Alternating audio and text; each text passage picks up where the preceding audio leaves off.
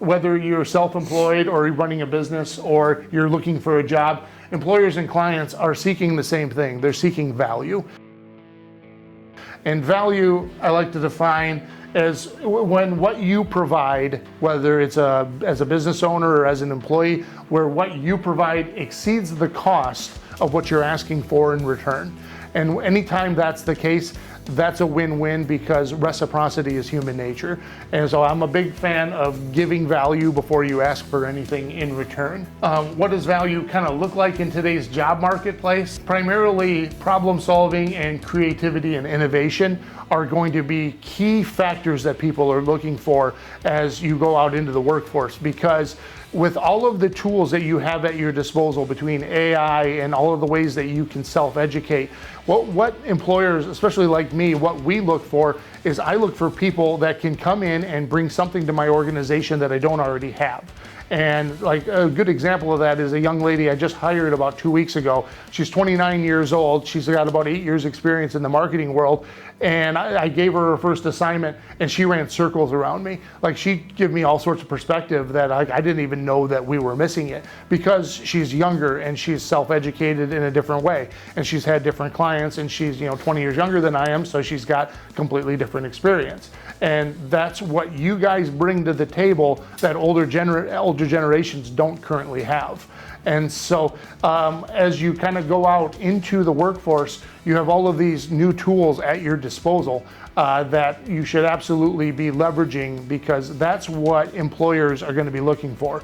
The days of kind of showing up and doing what's expected and leaving at the end of the day, those days are kind of over, because a lot of that kind of stuff, people, like the button pushers of the world, that can all be replaced by robots and AI, and it is being replaced by robots and AI.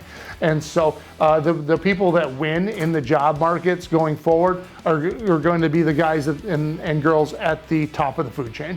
And that's when I realized that degrees and skills are pretty awesome, but adding real value is what moves mountains. And that's why we have our Trust Catalyst social media marketing system today. So what I learned through all of this stuff, and this is over the course of years, is that we need to help business owners make money if we want them to give us money. Because in order for us to get what we want, we have to give them what they want. And that goes for just about everything in life, so I've learned. But that's kind of how we branched off from just video content to social media marketing. Degrees and resumes and titles, they're all amazing. Your ability to provide real value is what keeps those doors open.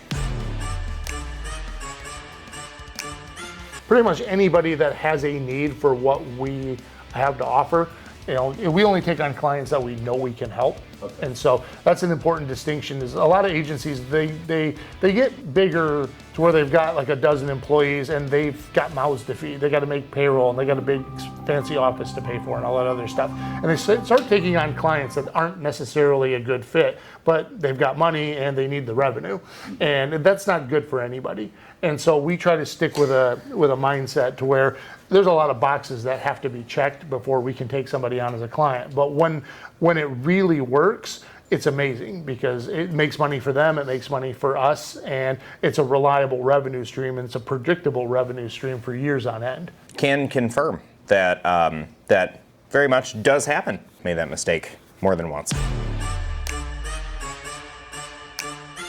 So you're saying that not all clients are good clients? Correct. Oh, absolutely not. Not all money's good money. And that's something that you probably don't hear from people regularly, right? Like, sometimes the best business move is to fire a client. Just say, you know what, we just aren't a good fit, right? Like, I'm not gonna be able to meet your expectations, right? And so it's better if we both just go our separate ways, right? And it's a hard business decision to let revenue go, but sometimes it's the best thing you can do for your business. 100%, that's an excellent point.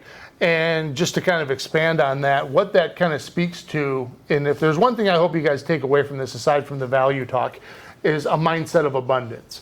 There is an abundance of opportunity, and across the board. You guys, one of the things I tell my kids is that I am living in an incredibly amazing time at the age of 47.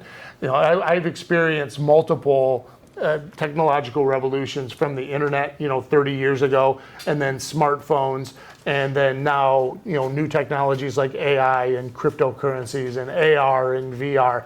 The future is so incredibly bright, and here I am middle-aged, there's probably at least a couple more technological revolutions that I'll be fortunate enough to, experience.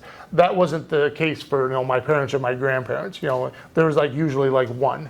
But as technology grows, the faster it grows, the faster it tends to grow. 10 years from now, something else amazing is going to come down the pipeline, and 10 years after that, and you guys are just going to have such the future is just so incredibly bright. I'm very happy for you.